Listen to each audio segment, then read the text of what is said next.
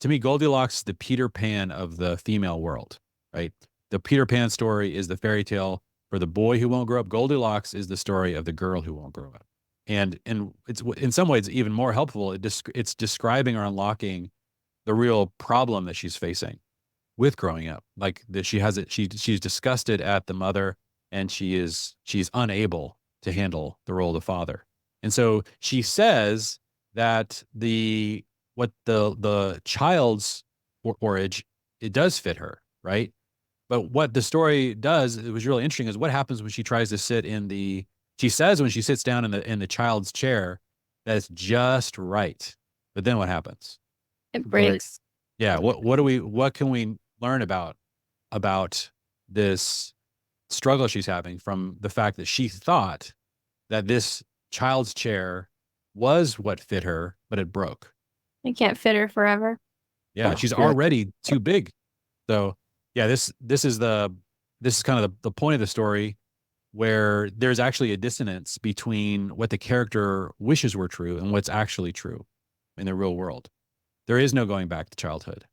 If Yeah. you try, it'll break from underneath you. Like the weight that you now carry is too heavy for the essence of childhood to continue to hold it.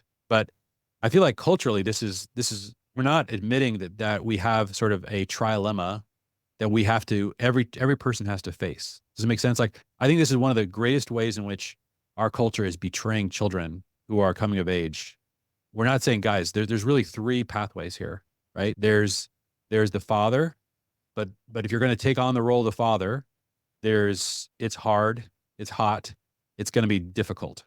There's the mother, but you're going to have to embrace it because there's elements of motherhood that you might find distasteful, but it's important for you to understand and embrace it.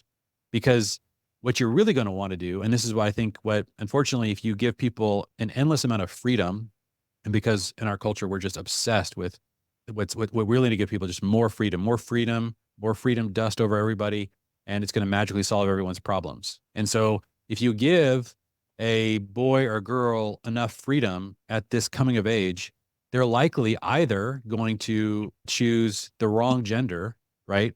Or to stay in childhood.